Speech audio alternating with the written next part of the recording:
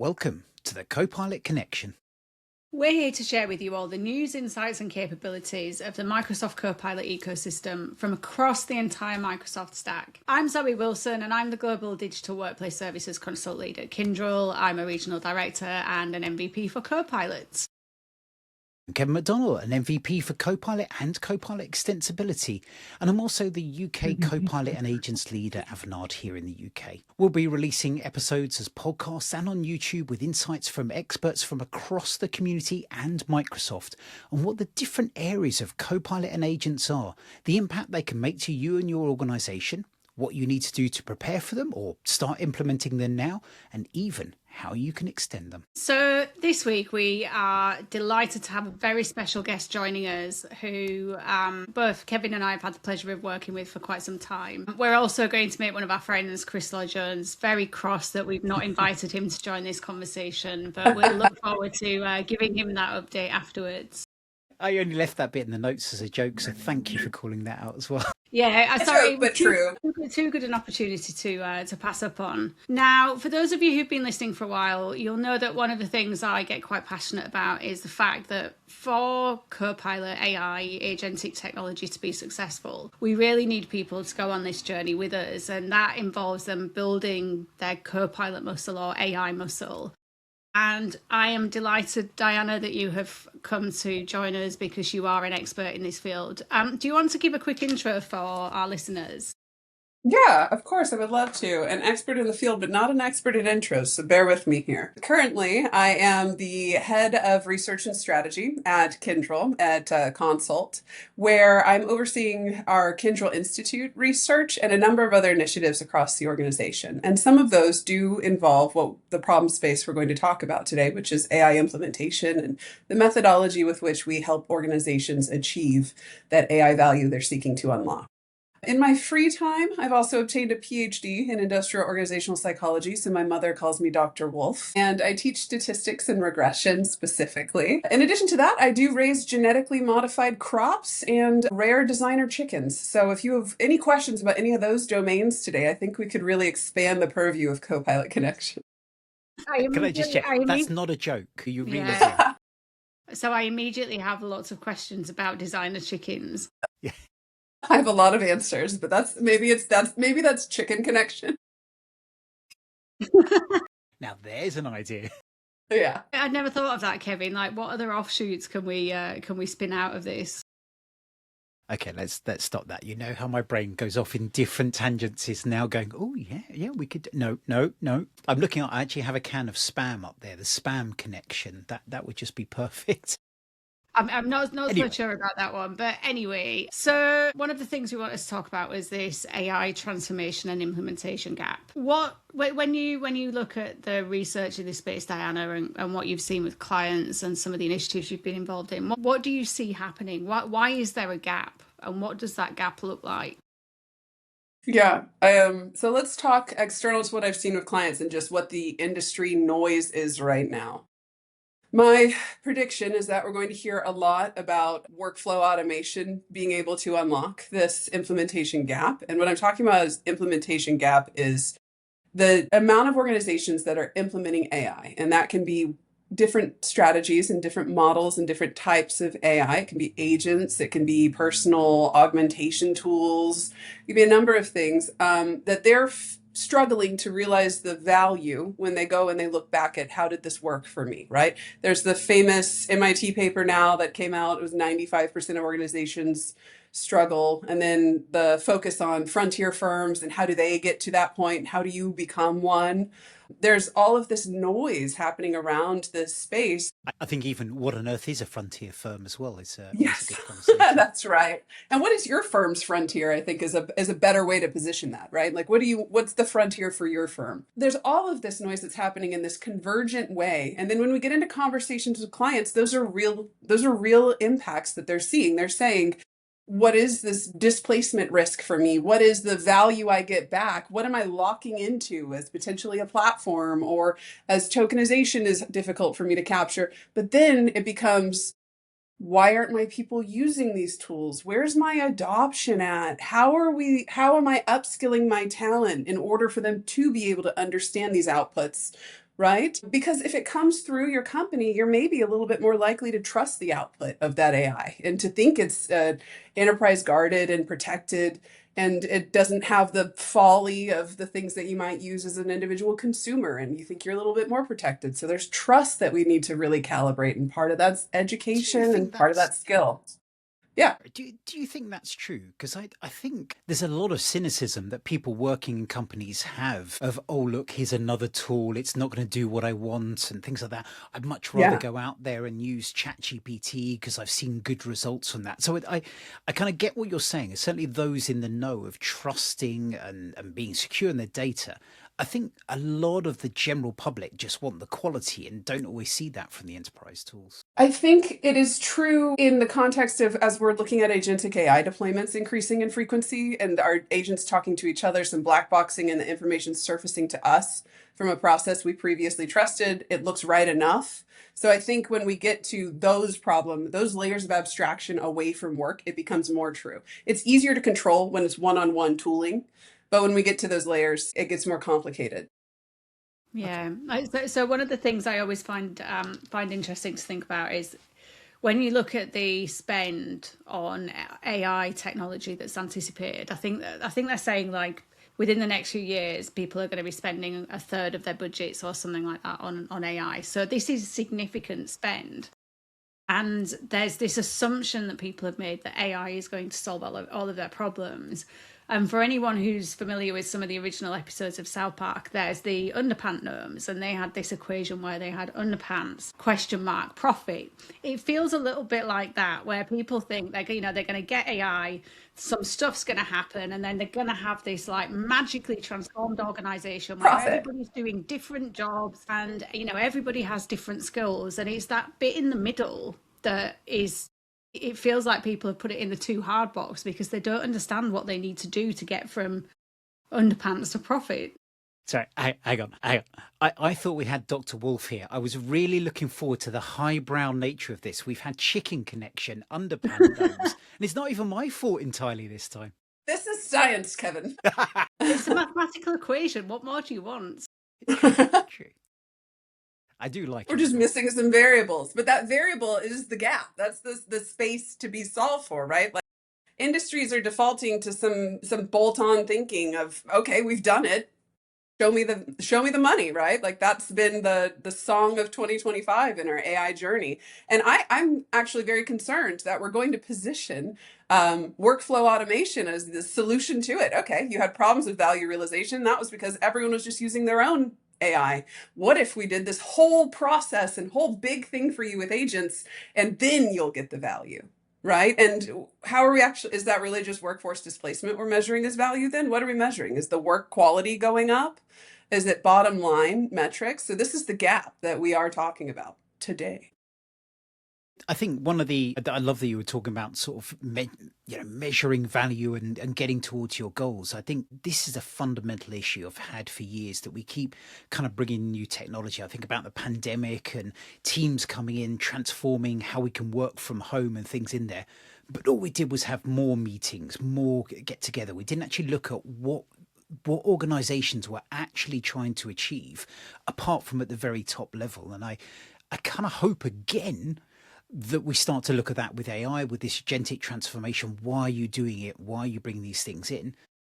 I don't know why I'm that naive to think these things will change, but I think that is the important, to actually think about what your goals are, what it is that you want to get from this, and then measure how successful you are towards this as well. And that's and being honest and open about what those goals are, not just saying it's money. Exactly what you're saying there. It's not saving money, therefore we need to just cut people from it. It's what are you trying to achieve? Are you increasing quality of what you get? I was chatting with someone the other day, and they really feel that with AI, they're not necessarily saving time. Actually, they're spending more time, but the amount of stuff they're getting out is getting faster and faster from there. So no one's getting to relax more. They're just doing more. Is it in the right direction? They couldn't really say. And I think that says a lot as well. And your friend would be supported by recent data, specifically in developers, right, that are having to spend more time going back and reworking and reformatting and recontextualizing the output. Yeah, I was reading something the other day. I wish I could remember where I'd seen it, but it was saying that we're starting to see people with more executive burnout because the more they offload to their AI companion or AI solutions, whatever that looks like in their workday, the more decisions they're having to make, the more cognitive load they've got in terms of reviewing and approving and things like that. So I think we'll start to see some interesting trends in the people impact of this as well if we're not looking at how we actually do some of the integration that's needed. Yeah, and I want to hit on that integration with people point you're bringing up, right? Like traditionally, when we've done change, we maybe view it as potentially the adoption of a new tool, like we've talked about potentially bolting it onto this process and this. I don't think that that is a sustainable practice, and I know that anyone who's doing change right now sees the gaps and sees the problems. There's been movement at the thought leadership level across the field on what we should be doing, and there's fun things like, you know, trust frameworks and psychological safety role identity evaluation, but those are just at the abstract thought leadership level. We need to start be making strides towards methodologically creating these things, measuring them, and then embedding them into what we do. We need a much more holistic process. So when someone is shifting from a doer to, I'm not going to say agent boss, but a supervisor of agents, right? We're not managing resistance to a new tool if they don't want to use it. We are looking at fundamentally redesigning their job, their skills, the value proposition they have at an organization. That's a process transition, but it's a psychological transition. And it's a professional identity. It's a sense of meaning. And all of that's on the table when we talk about this. So if you go, what's the value gap? You don't need to think just organizationally. You need to think about the people that are in the process still too. What's the value gap to them? Yeah, and for people who've trained for, if they've got a very specialist job, they've trained for a long time, something they're very passionate about, it's going to be perceived as a threat when they're asked to start thinking about the role that they play and the work that they do in a different way. And I've got two questions for you, Diana. The first one is kind of really for those people who are working in the change management discipline today, and kind of anything you've come across in your research or any guidance you give to people that helps them get into the right mindset to be able to drive this work. And then on the flip side, for those people who are going through the process of having to integrate with these new AI processes and systems, anything on that side as well from an individual level that you've seen that can kind of help people think about this differently? Because there's huge opportunity on both sides. I think so, definitely. So let me start from the change in OCM perspective. Legacy OCM, I would say, was problematic for the bolt-on solutioning we've talked about. And I'm going to, in simple terms, we have a solution we need to solve for. We've implemented a tool. Now we're going to train people how to do it. We're going to measure if they use it. And then we're going to say, cool dashboards, we've done it. And it was actually it was important work that we did. It's not enough in agentic AI. It's not enough when we look at it because we're talking about much deeper level transformation and transition. So we need to look at governance patterns. We need to look at decision rights. We need to look at cognitive fatigue of the individual. If we are if you look at an org chart, you have someone's role and you have three human team members and 15 agents under them. Can they really supervise the output of that? Is that feasible? And we also have to look at decision-making gateways when we do it. So we have to bring change into the technology cycle. It needs to be part of the build and the design when we do this. It cannot be separate. Otherwise, we're going to risk creating bigger and bigger gaps, and people are going to be not only left behind, but also we get to that place of, Kevin, you were talking about, oh, this is just another thing and it's going to make my life harder, right? And so uniquely, I would argue that people in OCM have part of that skill set.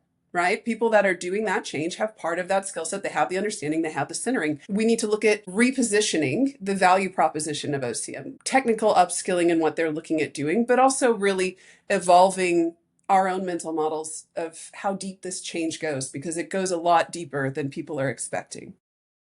It's that So that's kind of one thing, that question. culture eats change for breakfast, phrase that goes out there, that I think that OCM needs to focus a lot more on that culture of things versus the kind of hardcore this is what you do side of it. So it's that mentality of thinking about how you do things that's shifting so much, and I think is the harder aspect of it as well. I was laughing with a colleague when a client If anyone wants a game of poker, I am absolutely your man because my face gives it away completely. And he was making a comment at our organisation, we're really fast moving. We change very quickly. And the two of us caught each other's eye and we're trying desperately not to laugh at someone we've been trying Yeah. to drive this change for 2 years now on there that's to take place and things on there. So I think that mentality of people wanting to adopt, they can almost accept that technology, you know, moving of buttons, you can have a different color to this, they'll whinge about that, but will accept it, versus the changing your patterns of work is very hard for a lot of people as well. I think we kind of have to Yeah. take that thought of how you do it. It took me quite a long time to adopt to using Copilot. If I think about it, I'm really embracing coding agents and things for my play dev time and things like that now. It's taken me quite a long time to kind of accept that it makes sense, that it will work for me, even though I've read lots about it. And I kind of consider myself quite new to adopt this. I'm getting old and kind of past it slightly, but generally kind of I'm willing to adopt new ideas compared with a lot of other people. And I think it's going to take time too. Yeah, I do. Sorry, go on, Diana. I hit on that. I want to tell you a story, Kevin. Once upon a time, there was Diana Wolfe in the wild, right? And I ran a research study, which I'll give you the Another good link name for to. a podcast. Yeah. It's a competitor to the Chicken Connection. Yeah. I ran a research study on about over 2,000 developers and technologists. And we looked at the UTAUT, which is a well-known measurement tool for technology adoption and utility of the technology that we're deploying. And I looked at a previously debunked model of the UTAUT, which included emotional adoption, like barriers. And that was about, I would say, a year and a half ago, we looked at that. And we found actually that if we should reconcile even our measurement of adoption more holistically to some of the things you're talking about there, Kevin. Some of the things that come up that I don't like calling anyone a resistor. I really feel that Ford and Ford is a great research article if you want to know about resistance. No one is actively walking around saying, I'm a resistor, right? Unless I guess maybe they're very adamantly a Luddite. But the idea of a resistor and that is really just someone who doesn't understand or they're feeling threatened. And there's a number of cognitive schemas that they're going through in that change process. And we have to lock into it. So I can send you the article on that, but that's not where it stopped. If I could tell you, I answered the question, use that scale, done. That's not where it stops. The second part of your question, Zoe, was what does the individual do, right? If OCM isn't answering these questions, OCM has a set of skills that can get us part of the way. It's not enough. We're looking at silo breaking across how we do this, right? We're looking at design. We're looking at bringing in technology, and we're looking at going across a spectrum of skills and creating what is called a composite role or potentially a skill profile to do delivery. MIT recently identified human systems as the main pain point for the delivery and is the real gap to, it's not the technical tools, it's how you work with your human systems, which you could call culture, Kevin. That's a byproduct of the human system, right? And so what we need to really focus on for the individual is also thinking to yourself a little bit about maybe I'm going to break out of my silo in this role during this change. Zoe, you talked about, someone's created expertise, they've curated their career in that. Daniela Amodi talks about we need to bring humanities into the future of work, and that's going to be more centered on it. I would argue that's not enough. Those humanities are going to converge, right? I'm an industrial organizational psychologist. I'm half data, half psychology, and the third half is business, I guess. So all of those things are silo breaking to create this composite skill set. That's what we need to do to think holistically about this, because it's not enough. If we could have realized the value of AI with the structures and the way we do delivery, we would have already. Yeah. Well, this is it. I mean, what is it? It's more than 3 years since ChatGPT hit the mainstream. Looking at the date, people have been wrestling with this from that very first year. It was very early in the Copilot era that people, and even with people building stuff with Azure OpenAI, that the question almost instantly goes to value, ROI, customer outcomes. And to your point, I think that there's a few different challenges here. One is that the current methods we have for doing this are not fit for purpose in the agentic era. I've forgotten what the other one was. Brain just went. It's Friday night, isn't it? It's in the UK. It's Friday night. We talked about It's that giant Negroni you're having, Zoe. I know the truth. Yeah, this We was a talked about the broken systems bit. are not fit for Broken purpose, bit. and then reimagining your role effectively, right? Reimagining work. I think the problem is because a lot of you talk about human systems, but organizational systems, traditionally people love those silos. People want to sit in those hierarchies because they kind of feel, yes, I'm this, I am this within there, I'm this within team, I feel this identity. And you know, we reward, certainly in consulting, we reward a lot of areas by those different areas. And the second you start trying to break those barriers down, that people can get very defensive of that as well. If they don't see a clear view coming out of it, it can scare people as well, I think. Yeah, I think it's scary because people need to be able to see themselves in where Yeah. things are going, and there are a lot of unknowns at the moment. And I did remember where I was going with my second point, which is if you think of the two challenges, the second is the technical solution for what we're doing is multifaceted. It requires us to layer and integrate technology at an extent that we haven't had to do before. And if you think about this just in terms of the Microsoft ecosystem alone, you've got, you know, the stuff that sits in what was modern work, business applications, you've got Azure, security, like all of these things need to integrate and work seamlessly together. And you've got enterprise organizations who are wrestling with this for various different reasons, whether it's that, you know, they've got various different states of maturity or risk or issues in their implementation. You've got organizations like Microsoft who struggle because they're very siloed in the way that they run their business and the way that they build these products. And then you've got organizations like SIs and partners who are also siloed and who are also having to work together in a new and different way. So you've got challenges and silos in the way products are being built, in the way that they're being kind of implemented or sold to clients, in the way that they're being implemented inside clients, in the impact this is having on people's jobs. And then we've got functions like OCM that are not yet modernized and able to provide that support across this stack and this chain of problems in the way that we need them to do. And they have to reconcile across the level of OCM, has to reconcile across the level of asks, right? There's this big, larger organizational change layer. There's the what does our organizational shape look like? And then what do people look like when they do that? And then how do we make sure that that's aligned with the tech tools, right? So how's our process and our people all funneling with tech tools? These are spaces that it's not unique to any one organization. The industry itself is suffering. And to your point, Kevin, you said something about consulting. Consulting has lived in a world of information arbitrage benefit, right? Like it is this asymmetrical, like we have these really cool frameworks and all these cool smart people that have things that you don't, and you should come pay us to do that.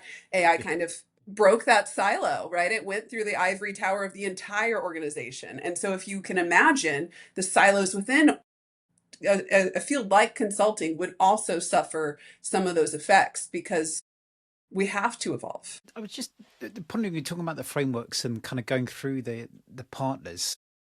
I don't know if I'm going to get in trouble saying this. It has been known on occasion that partners sell things that they're not actually using internally because they haven't quite got round to it and haven't done the translation, but are encouraging others to do that. But I feel with AI, actually, people are adopting those tools and taking them on first and then training them up. I'd need to ponder that a little bit more and think if that's true, but more so than many other technologies that we've seen, possibly Teams as a disruptor. But even in the early day of Teams, I remember many partners, because I was on the other side of the fence, would be saying, yeah, you really want to use Teams? Great, let's have a Skype call to talk about it. Things are there. Whereas I feel a lot of companies are getting on board with Copilot, are really trying things out with AI and doing that experimentation and working them where it works for them and then rehearsing that for others a little bit more as well. I don't know what you two think about that, but it's because of this underpants gnome equation. Everyone is so worried that there is profit at the end of it. You call it UGE, the UGE. Yeah. Everybody has got FOMO. There was just so much pressure in the system, like so much motivation. Everybody just had to figure out what this meant for them. You know, the customer organizations were the ones. I mean, I was in a call just 2 weeks ago with a client where we were talking to IT and they were saying, yeah, our board have basically said we're behind everybody else on AI. So, you know, we basically need to do some stuff. So this FOMO has been, it's been there the whole time. I'm amazed it's still there because I thought everyone would have been a little bit further ahead by now. But yeah, like There's no holding back on this, and you can't be credible as a trusted advisor to clients if you are not doing it. Mm-hmm. Yeah. I smile because that's how Zoe and I came together, right? We came together through a Client Zero initiative for Copilot, full circle now, where we were really leading this idea of if we measure it, then we can understand it, then we can show. And I think in terms of the life cycle of technology as an industry, Gen AI came on the back of the metaverse, which was, we're all in a VR space right now, right? What's the metaverse? So, and it's not to pick on the metaverse. I love it. I think that we should recategorize FOMO, Zoe, as failure of measurement operations, right? Like we need to, it's no longer fear of missing out. It's failure of measurement operations. Like we're not doing it. I love it. Every now and then I hear people say things like, please tell me Riverside picks that out as a nice LinkedIn clip. It would be very cool if it started letting you prompt it for insights and clips. Yes. Yeah. Riverside, if you're listening. We're talking about the platform. Yeah, I think you can. Anyway, the thing is, I know it's going to try and recommend to me that we cut this clip out. It sounds like you're discussing back-end stuff. No. We love that chat on the podcast. Yeah, I guess for the people at home, we don't lock Kevin in a basement and make him edit clips. We've they use a different tool, right? Yes, exactly. We don't have basements in the UK, so I'm allowed to sit on the sofa. And if we do have them, we call them sellers instead. Oh, really? Yeah, we just keep wining them. It's more important. That's what I was going to say. Only in the context of wine do we have cellars here. I have a basement. If I put wine in it, it's a cellar. It's a wine cellar, yeah. Or potentially roots, I guess. Yeah. So just going back to kind of the research perspective, Diana, when we think about all of these different, I mean, well, there are a lot of different challenges here and there are a lot of different silos. But when we think about all of these siloed domains and this need to really anchor around the human when we're looking at implementing and transforming with AI, where do you see the opportunity? Like, where do you think people need to get started or focus with this? It depends on your entry point. If you are an individual just listening right now and wondering what this means for you and your workflow, I would encourage you to have an out of work experience, okay? And have it with these guidance points. What do I do in my job that is fulfilling, that intrinsically rewarding thing? That thing you should create automation to get more of, right? But what do I do in my job that makes me better at my job, right? I do long form writing as my form of thinking. And if you've been a colleague of mine, you've gotten probably an 8-page paper that I would consider really short and a brief. But if I don't do that, and I go to talk about something, I won't be able to recall it. I won't be able to, it's how I store information. And AI is very adept at long form writing. It could very easily write 8 pages for me. So understanding your own, processes and what you're doing, do a self audit before we even start to go, okay, now we need to look at my workflow. Where can I put agents here? What can they do for me? Start from there. And then realize organizationally, do the same thing. Okay, if we are having, let's give an example of a identity verification process. Okay, we're having an identity verification process for a specific client and they want to go and they want to automate the entire thing where the user just uploads a picture and then all the credentialing is done in the background, which usually would have been 3-4 different people. We're going to assume a couple of things when we say we want to do that. We're assuming that the process works as we said it did. And it's not Trish in accounting talks to, Daniel in credentialing and they have lunch on a Thursday and they rubber stamp things together, right? There's a difference between what we're automating and what we do. You need to reconcile that. And then when you reconcile that, you need to put the limiters in there for where you want those decisions to be automated or not. There's a place. I'm not going to give up long form writing. You probably shouldn't give up some of the governance that you do when you automate something. So organizationally, think about that. And that sounds simple, but there's also, that really gets to your ethos of an organization, your risk tolerances, how many decisions you should let an AI make. And it doesn't have to be the only time you set the process. The problem when we get to agents and process is something I call paradigmatic lock-in, which is an easy term to understand. But what that means is you're basically creating a repetition of something that maybe you needed to evolve. Or when we do 3, 4, 5 other automations, let's return back to this one and see, should we do it differently? Or I'm not ready to let, Daniel from credentialing, completely go. I want to phase this automation, right? And then he's going to up level and I need 10 under him. Okay, well then do a build for phase 1 automation, but have a plan for phase 2, phase 3, phase 4. So in a nutshell, that's what you should be doing. Yeah. You make it sound so easy. Oh, yeah. But I think one thing I've seen work really well is you say have a plan for phase 1, 2, and 3, etc. That fully agree on that. But as you get near to those phases, just have a look at those, see what's worked well, do that measurement. And yeah, I love what you were saying about kind of investing more long form, what writing works for you. Where you see those things work, invest more in that, focus more on those success areas, and where things aren't working so well, yeah, go fuck it, throw that out the window and get these things, be a little bit more agile in a way with this as well. And I firmly believe in something I call the problem proximity model, which is a very simple idea of a visual of a target, right? And we want to move toward the center of it with our human capital. And we want them to get close to that center. And that center is novelty, that center is creative thinking. It's the story of human flourishing in the era of AI. And the fringe is the work we do that is mundane, that should be automated. Really ask yourselves, if I automate this, is this helping to empower where I want my workers to go? That's really important. And then my final soapbox point about this is sometimes we've created systems that create second order factor outputs, right, that are potentially harmful. And making those systems more advanced and better at doing it is something we need to be responsible for in the build of those automation workflows. I don't have a great example for it, but I would say it's something to watch out. Things like AI slop that I know we've talked about on the show a lot, you've made it easier to create content. Doesn't mean that content's better. Yeah, or less biased. Or not, Yeah. reinforcing stereotypes. Those are second order factors that we've created faster process for, but now we have increased risk and harm. Really Yeah, good point. I mean, I don't want to take us down a rabbit hole, but you only have to look at the things that Grok has been producing with all of the Try not to. the images of like removing clothes from underage children and women. That's quite a deliberately harmful one because the system shouldn't have been able to do that, and people have obviously used it maliciously. If people are not careful, and we did this in the workshop in Dublin with Chris in December, didn't we, Kevin? We were just using Copilot, which has all of Microsoft's enterprise controls and responsible AI controls mechanisms built in. We were able to get that to do things that you clearly shouldn't be able to get it to do. Although, interestingly, I tried that again the other day, and I'm not going to say what it was in case we reveal too much of Chris's great sessions, but you can't do it anymore. Really?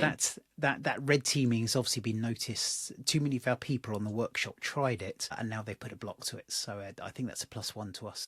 Yeah, I'm going to go test that after this.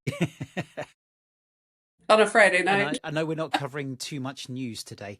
I'm so depressed to hear you can now use Grok within Copilot Studio has been enabled. I was just gobsmacked to hear that Microsoft's allowed that, but anyway, I will rant another time more at Microsoft than on this public side. But yeah, really not good news. So when we think about human systems integration, Diana, any final tidbits you want to share with the audience? I think it is brave in a time of uncertainty to open yourself to experimentation and to looking to see what works and what doesn't. And I think really individually, organizationally, accepting that we are all disrupted, sometimes in similar ways and sometimes in unique ways. And the only way forward is through, right? We can't shove our head in the sand about AI, and we can't just try and fly above it and say, oh my gosh, it's so great, and I've sent all these licenses to all my employees and that's enough, right? I mean, I think one of the biggest call outs to me is that if we're looking at redesigning a specific process or a function or a job role,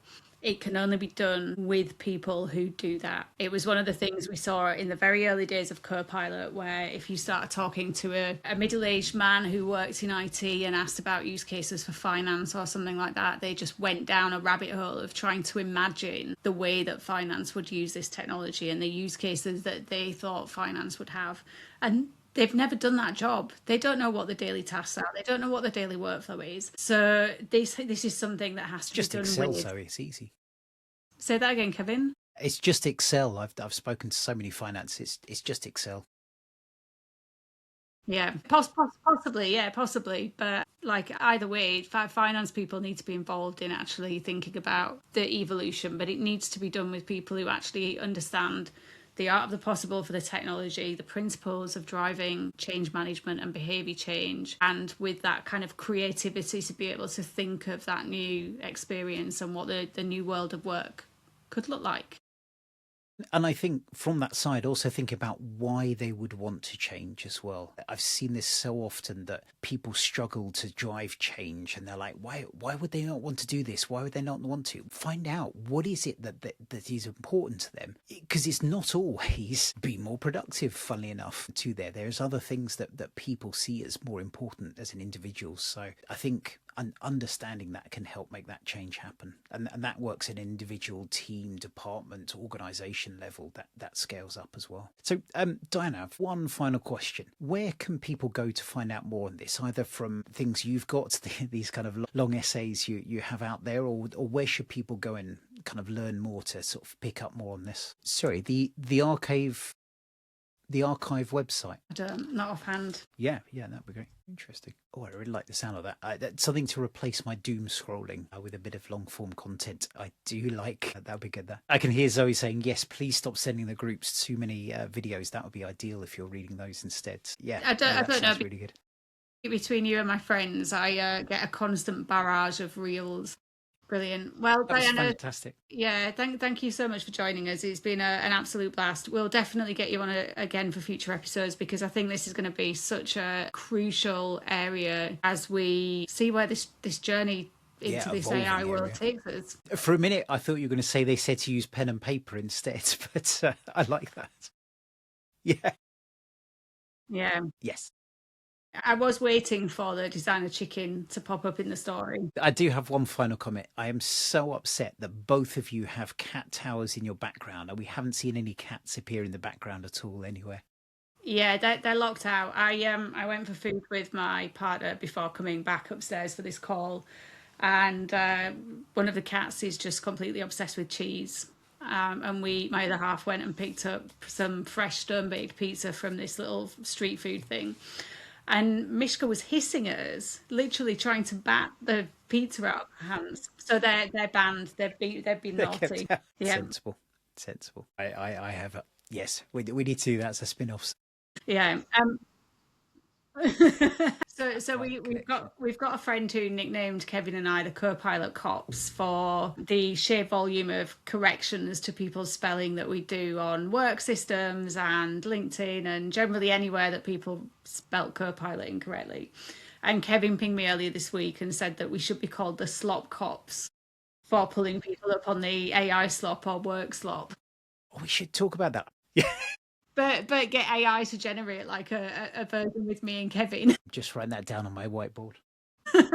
Yeah. I did like, I think what triggered that is there's a new phrase. Instead of TLDR for too long didn't read, it's AIDR. AI didn't read. And I absolutely love that. It may be appearing on some LinkedIn comments soon. Yeah, I mean, I want to comment that on nearly every LinkedIn post I read at the moment. Yeah. Yes. No more slop. Anyway, I think we should wrap up there because we're thinking. But thank you so much for joining us and enjoy, especially as you have the rest of your work day to go today, Diana. So thank you for joining us. And will people be seeing you at the MVP Summit? Are you coming to that in March? Excellent. Of course, you would. Was it too late when you got your MVP? Okay, lost track of the time on that one. So, no, that's a shame. Hopefully we'll see you around soon at conferences too. That's great. Awesome. Well, thank you, Diana. Thank you, Kevin. Have a fantastic weekend. And thank you for listening. We'll see you again next time. Thanks, everyone. Bye-bye.